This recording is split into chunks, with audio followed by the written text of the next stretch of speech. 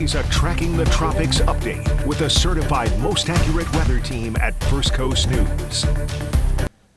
Hi there, I'm meteorologist Robert Speta. And I'm meteorologist Lee Southwick. Thank you for joining us for this month's episode of Talkin Tropics. And, you know, Robert, there's a lot to dive into today. The last time we did this, we were, I don't know if I want to use the word defending, but we were talking about how it was an active season and we had just gotten a lot of questions about, I thought you guys said it was going to be active. Why isn't it that active? Since then, we have had two major hurricanes impact our area alone. It has been an absolutely devastating past several weeks. We've also seen a lot of resilience and a lot of community, but there's unfortunately a little bit more of hurricane season to go. So today we're just going to kind of look back at what has happened since our last episode and look ahead to the rest of the season. Yeah, and we're also going to touch on what's kind of maybe out there at this time here in late October, heading into November. And of course, that hurricane season is still ongoing. But my goodness, this past month has been busy, to say the least. We had, of course, Hurricane Helene and Milton.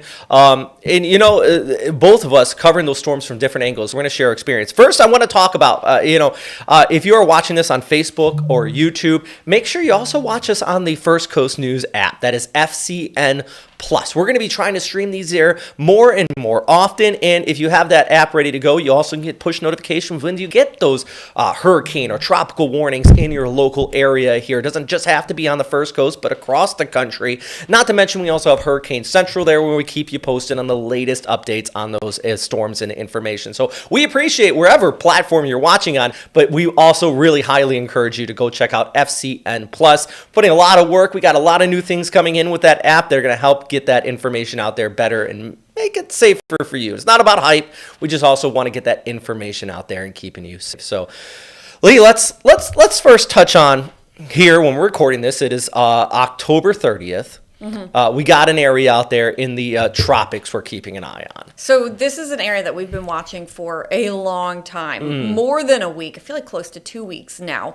It's something that the models have been showing the possibility of a low pressure system developing in the Caribbean. And so now the National Hurricane Center also highlighting it for a medium chance of development. And it's still holding at medium. It's possible that we could have a tropical depression form over the weekend, but the models are all over the place on where this is going to go or even how strong it's going to be. And so there's still some uncertainty, or really a lot of uncertainty with this system.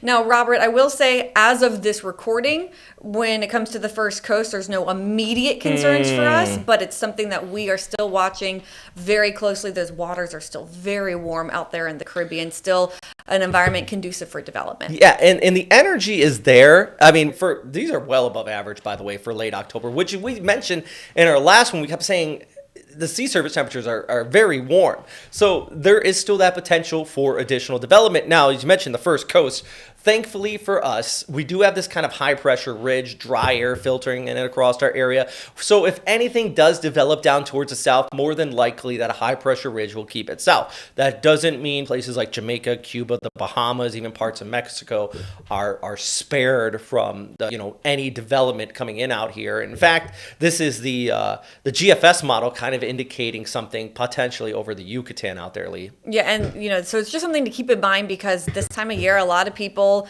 take cruises down to the Caribbean or any of those tropical vacations. So it's something to keep an eye on, even if we're saying right now for the First Coast, we're not too concerned. If you have any of those vacations coming up, I know I am one of them. I try to go to warm weather the second it gets cold here, and we're starting to get those cold fronts in, which are great because they, again, push those tropical systems away from us.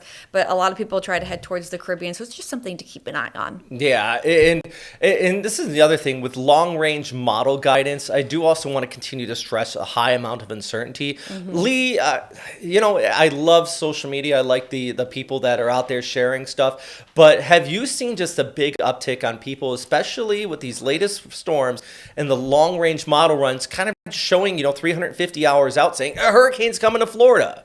It's dangerous, really. You don't want people to be frightened ahead of time when there's no concern and there's no need to be concerned. And yes, unfortunately, the miscommunication on social media, I mean, you and I could talk for hours about that. But just with what you're saying about the models themselves, yes, these models go out hundreds of hours into the future, and there's a lot of uncertainty when it comes to that. We will see one model showing a landfall in Miami and the next one showing it in Houston. So that's why you cannot grab on to those models and take it as gospel as what's going to happen that far in advance. And that's why you never see your First Coast News weather team ever posting those single model runs that far out. We're always going to show you something like what's on the screen right now, Robert, where we compare the models and show you possible outcomes, and then we give you the main headline, which is whether there's uncertainty in the forecast. We know it's going to potentially form in the Caribbean, and then from there, where's it going to go? So I see right now you're showing us the European versus GFS model. Yeah, the European, I like to call these the SpaghettiOs. I noticed that somebody actually asked this morning in one of our comment section, which, by the way, you're watching this live. Thank you. You are amazing. We're taking questions live here. Somebody asked earlier this morning, when did the spaghetti models come out? And spaghetti, and I think they're actually specifically referring to those single lines. Now, those don't really start to come out until the National Hurricane Center designates an area as an invest, which we don't even have at the time. We have moderate chance, but an invest. And the models and from the agencies, they specific zoom in on a low pressure area, and you get kind of a little bit of a high resolution type of data here. Right now, we're just strictly comparing here the guidance from the GFS and the ECMWF, and what we look for is them to kind of agree and match up. And into the long range, this does show kind of a weak low maybe in the Caribbean, which goes back to, that chance of something developing. But I like this graphic here, Lee. One of my favorite ones in explaining long-range models. You ever watch, Plinko?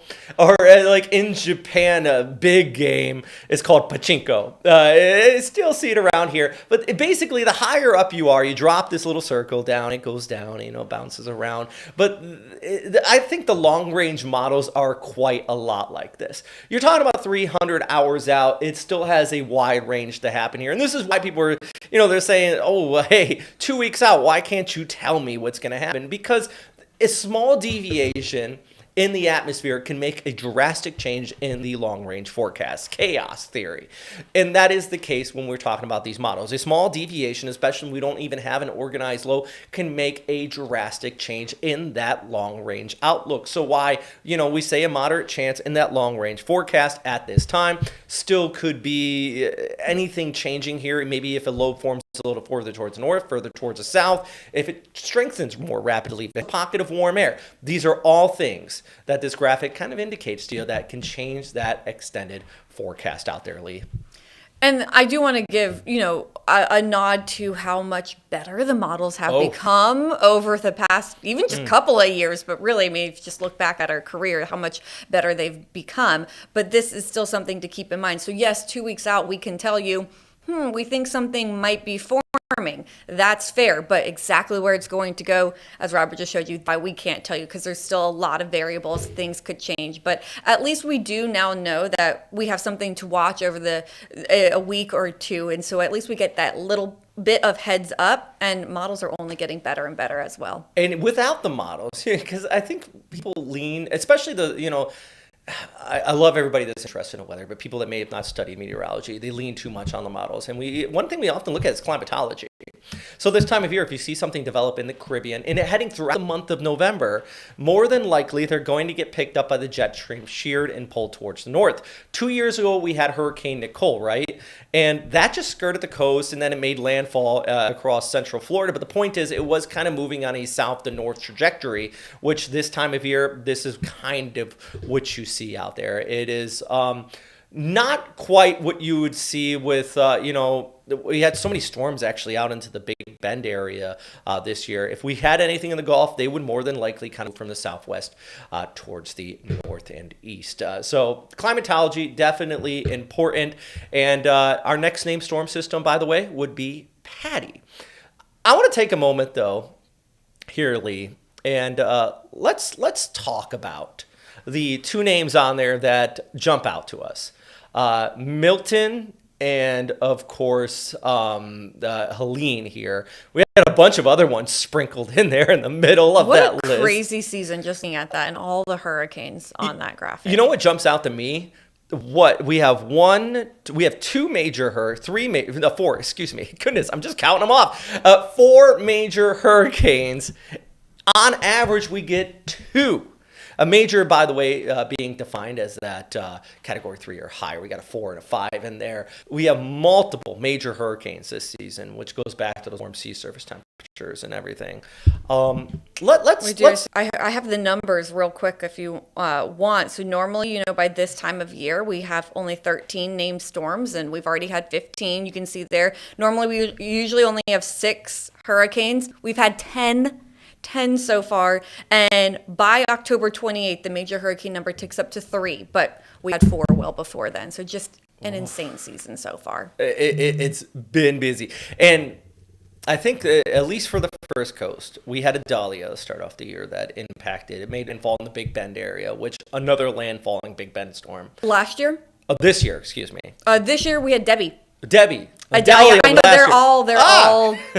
Hey. It's been a long couple of years. Oh goodness! But I guess what Dahlia and Debbie stand out because they have very similar Yes, track. absolutely. So that's why they're kind of getting mixed up with those two because they both ran right over Perry, Florida. Shout out to Perry for just being the hurricane magnet. If hurricanes move there, and Steenhatchee, goodness gracious. But also Helene and Milton, and me and you, Lee, we both, of course, covering the storm here for First Coast News. You were in the studio, and I was out there in Tallahassee. First, I want to hear from you, Lee, about, covering this storm in studio. What was kind of the feeling throughout Helene, as we're watching that storm system come on shore there, headed towards Tallahassee, Panhandle, Big Bend area? I mean, you were here too before you left. There were nerves. We knew this was going to be a huge system, a huge storm heading towards Florida, and it was going to impact parts of our area. And then while we were here just trying to stay on top of it, oh my goodness, we are on the dirty side of the storm, which we're going to talk about. The power outages, what are these max wind speeds? They're getting worse. And so it was it's in the moment, you have to do your job and you have to get the information out and make sure you're helping give people information that helps them stay safe. And then after, it was sad to just think back on the devastation that we saw, the damage we saw, our friends out to the west of Jacksonville too. And Robert, you were in Tallahassee for this storm. What did you experience? Well, that's video stuff I shot there. Just shout out to the W out there for putting us up. And, it was a big wet washing machine in Tallahassee. We were nervous a bit at first because it was expected to come on shore as a full-on Cat 4. Could have been the strongest storm to ever hit the Tallahassee area. But you know what ended up happening, and we often see this with tropical with a certified most accurate weather.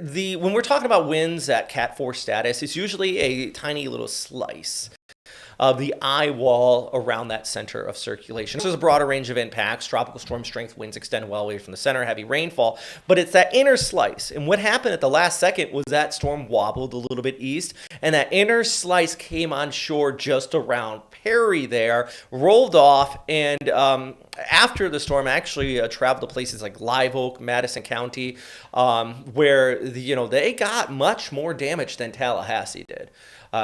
Widespread power outages. My goodness, Lee, Waycross, Georgia, just started school about a month after the storm made landfall because there was such widespread damage and devastation there from Helene. And that is not to mention the fact that storm system also carried over towards the Carolinas, which, this is kind of a crude analogy, Lee, here, but I often tell people when they say, what happened with the Carolinas? That storm was moving fast, right? And all the moisture from it really, and the way I compare it is like, imagine if you had a bag of water and you poked a little hole in the bottom of it, and then you just started running. And as you're running, a little water's coming out. And of course, we saw some pretty heavy rainfall in Florida. But imagine you just run with that bag of water straight into a wall and it burst. That's what happened with the Appalachian Mountains in this storm system.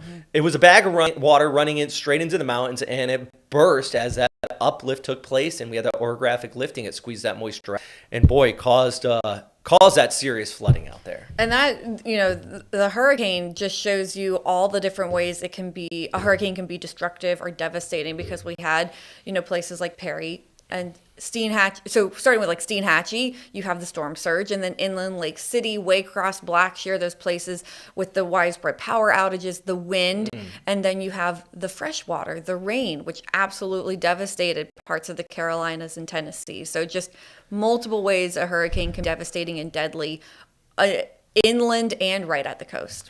I also do want to touch in on, by the way, I forgot I had this graphic up here. You were just talking about those numbers. So there you go. It is, an above average hurricane season. It's very active.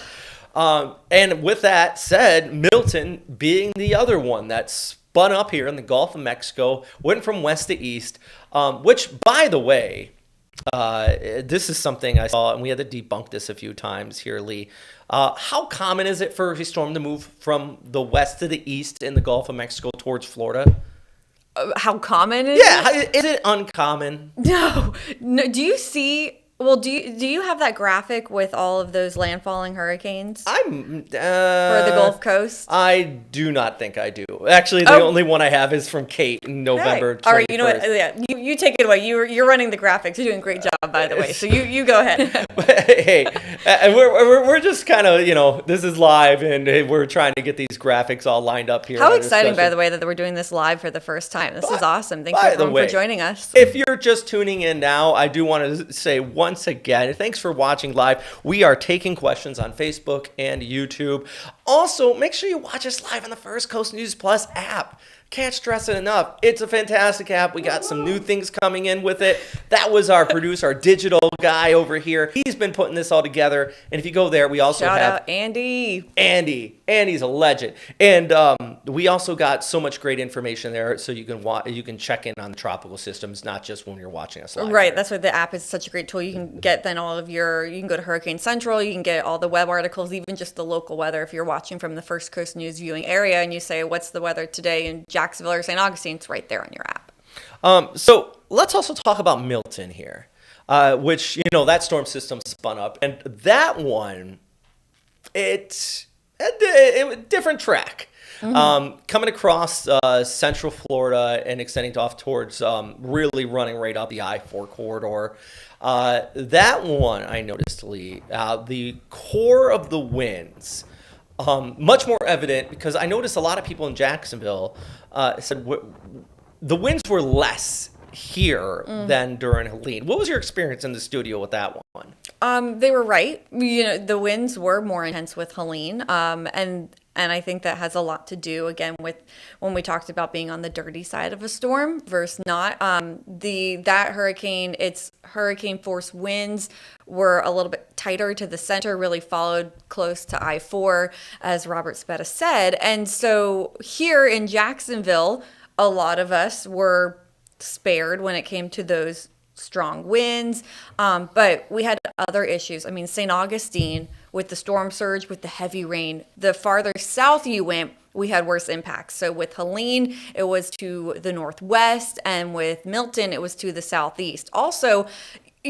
north of Jacksonville, places like Fernandina Beach, they got an evacuation order, not mandatory, but still they were watching the storm surge there too. So another major hurricane that didn't make direct landfall here on the First Coast, but still impacted parts of our areas, and also in very different ways.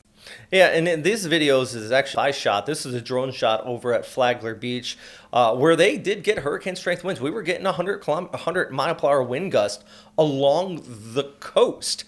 Naturally, that's going to rip somebody's roof off. It also was just the fact that we had persistent onshore winds for several days. So we did see some tidal flooding and surge flooding there from that storm along Flagler Beach.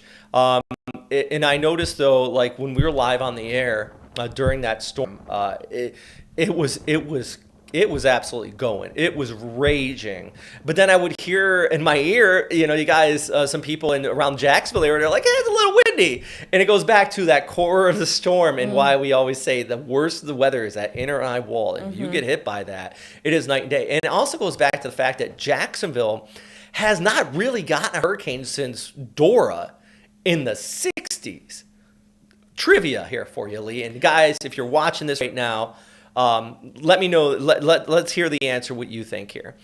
Trivia. What band played right after Hurricane Dora and the drummer had to nail down their drums because it was too windy? Okay. Extra points if you got the drummer. So I do know the answer, but do you want to wait till the end so people can comment and give us the answer? So if you guys comment. I'll get a couple answers here on the comment section, and then we'll give you the answer to this.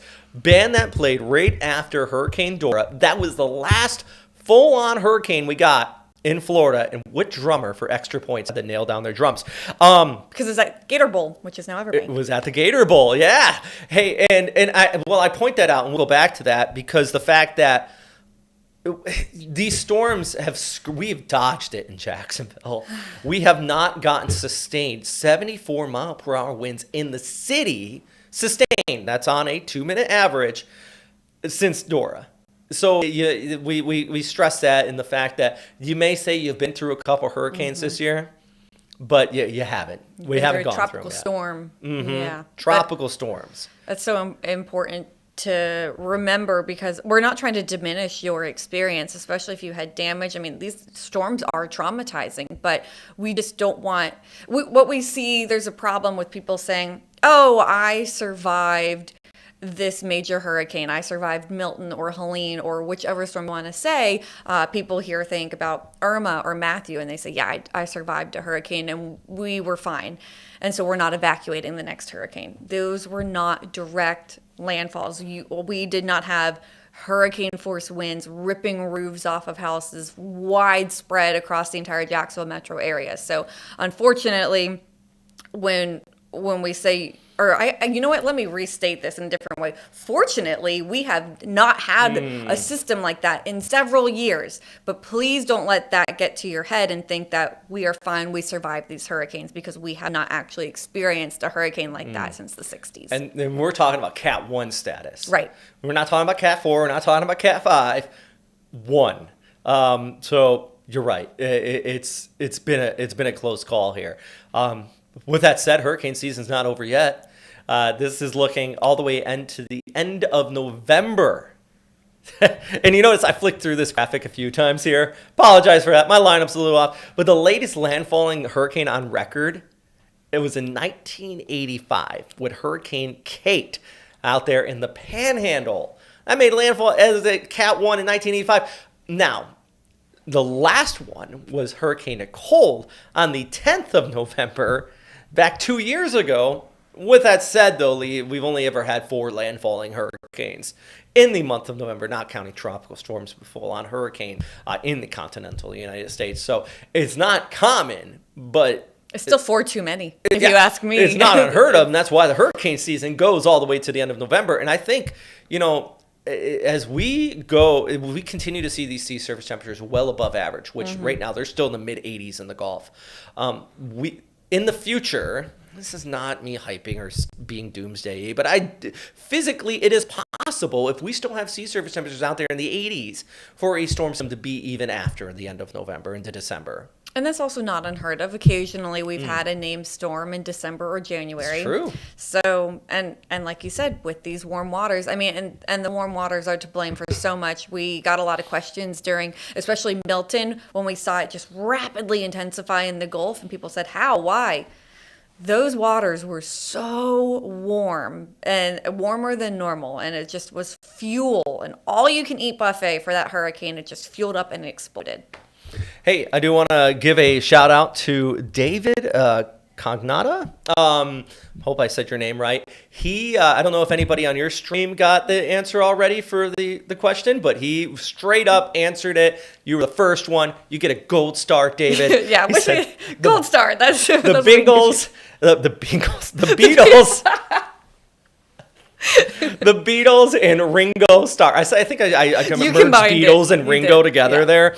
The Beatles, and it was Ringo Starr who had to nail down his drums right after Hurricane Dora in Jacksonville. Really famous event, and it was the only time the Beatles ever played in Jacksonville too. I think the state of Florida, and they wanted to be there so bad. They played despite the fact that we were right on the backside of a full-on hurricane. It was flooded. There was damage. And they still played. Shout out to the Beatles. While the president was there surveying the damage, the Beatles were playing. Right. No, I do want to give a shout out maybe when we circle back before we go, because we have a David Hansen who's watching on YouTube. He says, "Good morning, watching from Jamaica." And we were just talking about the Caribbean. So we'll circle back. Stay with us, David, as we go back to what's currently happening out there in the tropics right now. We're going to talk about that more in just a minute here. But yeah, thank you very much, because we're talking about the state of Florida, and we're talking about the southeast and how we're probably not going to get a tropical system. Jamaica and a good portion of the Caribbean definitely still in fair play for a tropical system here in the upcoming week. I'm not saying 100% it's going to happen, but you have a higher chance than we do up here into the state of Florida. And yeah, it goes back to, how about this right here, some of our tropical ingredients we've been talking about here, Lee. With, of course, the sea surface temperatures being well above average. We're over 80 degrees, 85, 86, even around the Western Caribbean. We need those low-level formation where we're starting to see abundant of moisture, but a lack of vertical wind shear, which as we get later on in the season, I think shear is increasing. Even today specifically, one thing you need, oddly enough, you need a high amount of shear for severe thunderstorms, things like tornadoes. And we are seeing a tornado outbreak likely taking place here in late October across the central U.S., but that's also a killer for hurricanes. So I think that the potential for additional storm systems definitely still possible here. And we go back to this right here, that moderate risk of development you were just talking about out here in the Western Caribbean here, Lee. What do you think at this time? What's kind of your thoughts for the rest of the season, if you want to just kind of sum it up? For the rest of the season? For the rest of the season. Stay alert, because as we just talked about, we still have the ingredients out there needed, and especially with those warm waters, for tropical development. I do think it's not as scary as it was when we were in September and October, especially because we have these fronts moving through now. But still, you can't let your guard down until the end of hurricane season. And for reasons like that, there's still the possibility of development out there in the tropics. So you're doing the right thing by watching this already. You are staying engaged. You are staying informed. I just ask you to continue to do that through the month of November. I think that is a great point. The fact you're watching this, you're just watching us talk. We don't even have a hurricane out there. You're watching us talk means you are staying informed and aware. I would highly advise you to also share, and of course I want you to share this. I want you to watch us on the FCN Plus app. Yeah, that's great. But also just talk to your neighbors, because I've seen so much in the age of social media. There are so much misinformation going around. If I believed if what transpired by every social media post I've seen over the past week took place, we would have gotten 5 hurricanes already in the last 3 days, because I've seen so much just out there outlandish stuff, and it's, I get people are concerned. I get it. Yeah. People share what they see, but also there is some people who are just trying to get clicks. So if you are staying aware, you are getting that information from good sources. Talk to your friends, talk to your neighbors. Be like, I don't think so. Maybe you should just check some official sources here and get that information. So you're staying smart, you're staying weather aware, and help out your neighbors and help out your friends, and make sure we're all being safe ahead of the storm, right, Hurley? That's right. Like with the fact that Milton wasn't even gone yet. Robert, you were still out there in the thick of things in Flagler County, and I was getting messages on Facebook, which I'm glad, but saying Nadine is coming. Nadine is taking the same path as Helene. Why aren't you talking about this, or what's happening? Well, thank you for coming to us, the weather team, to ask that question, because that was incorrect, and hopefully I helped calm some nerves with that. But like Robert said, unfortunately, there are some people on Facebook or whatever platform that just want to get clicks, and they spread misinformation. So thank you for coming to official sources, coming to groups like us and the NOAA, National Weather Service, National Hurricane Center. Those official teams and websites and official Facebook pages too. You know, we'll always accept your Facebook questions and comments when it comes to what's out there right now and what's active. I don't want anyone to be scared or afraid for no reason. It's just not good for your health.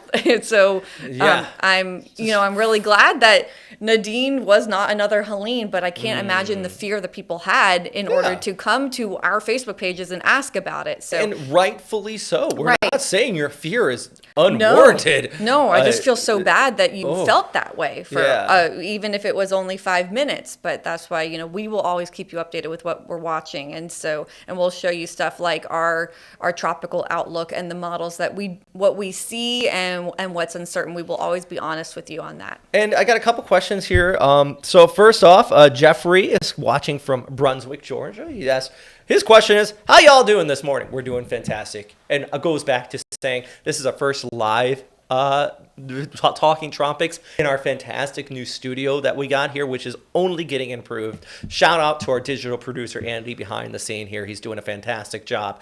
And you know what? If you guys like this, comment. Say, I want more of this, or we can show our bosses, and we can get to do this more.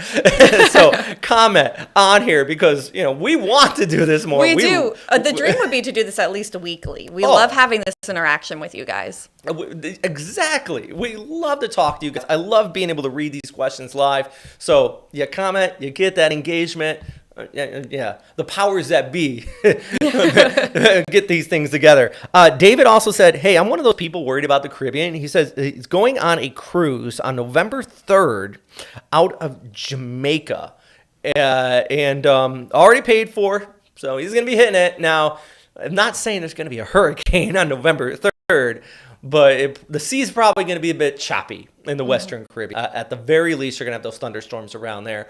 The good news, if it's not organized, typically we kind of get these thunderstorms flaring up across that area. In fact, I'm going to flip back through a couple of the graphics here. It's going to look a little funky at first, but basically, if you get those storms and you don't have that full-on development just yet, as long as the ship avoids it, and this goes back to my days in the Navy, the seas aren't all too bad. It's when you get that long fetch area, which we don't really have long fetch waves out there right now. We don't have big swells or anything like that. I wouldn't be too concerned as long as this doesn't develop. Now, if it does start to develop and then we get a storm that is kicking out the swells from it, that is going to make for it. The good news, a lot of these cruise lines, they have operational meteorologists that work for them. They can tell them where to go, where to stay safe. They want to make their money, so they're going to try to get you out there, but hopefully they take the path least avoiding of the seas. So I wouldn't be concerned. Have a good time on your cruise. Just just be aware that maybe one of the things I used to use in the Navy here, Lee, was it was like this little bracelet that had a thing on it. It was it pushed into your... Yes! Yeah. And that actually got rid of the seasickness for me. That's... You know what I'm talking about. Lee's grew up on a boat. She knows how to deal with these seas. I get seasick too, yes. So anytime when I go on a cruise as well down there, I always have the Dramamine on deck and stuff like that. Now, Robert, would you mind flipping ahead maybe just to the model comparisons too, just to take a look at what November 3rd is looking like? That's a good idea. Just to check. All right, so first off, we got this one here. You can talk through it.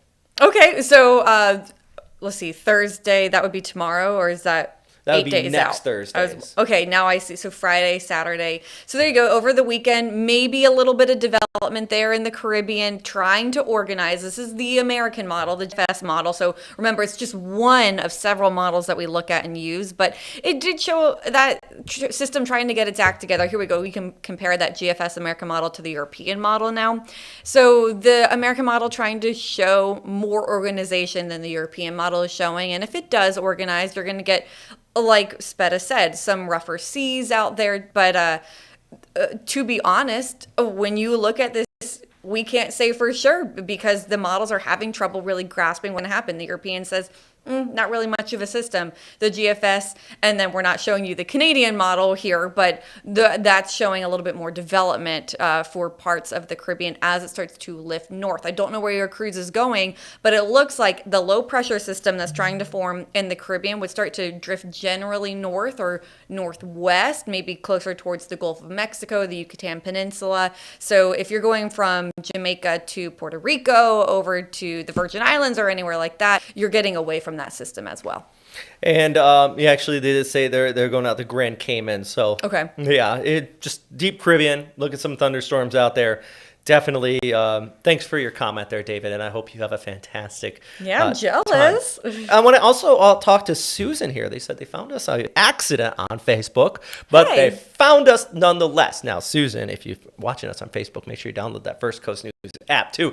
She's out of Flagler, the Flagler area, which Andy, I don't know if you could pop up some of the video from Milton again here, because they were saying thank you for covering the storm during Milton there and some of the impacts out there. So they said keep covering it. Yeah, no, and this was right there, Flagler Beach. Shout out to you guys in Flagler Beach. You're just you took some pretty decent impacts from the storm. I know there was some pretty decent damage, a lot of downed trees, flooding and everything. So if you found us by accident, you found us on by purpose, we appreciate you being here, and I hope that we continue to provide that valued information for you guys. Yeah, and Robert, could you quickly again talk about just like what you experienced when you were in Flagler County during Milton? Because we were here safe in studio going to you live, and there was water trying to bubble into your hotel room. Oh goodness, we were on the 7th floor. I've never seen that happen before. So the slider on the door, water got into that, being blown in. Then once the water accumulated inside that slider, every time a wind gust came through, it sounded like we had a water feature in the hotel.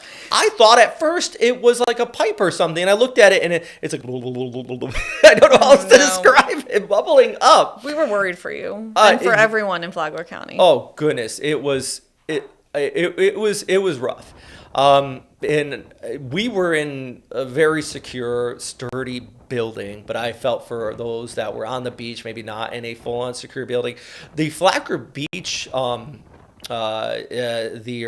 government building right there on the coast, ripped right back. City Hall, that's the word I was looking for. The roof completely ripped off of that. Oh, that's awful. And it was some pretty decent impacts. For us, we were fine, but we were actually on the balcony covering the storm, and at one point I made the call like, nah, I'm going inside. So we, from like 2:30 to 3:30, 4 o'clock, we were just inside our hotel room reporting, because we want to bring and document stuff for you guys, but at the same time we're telling people to not safe. be out in the storm.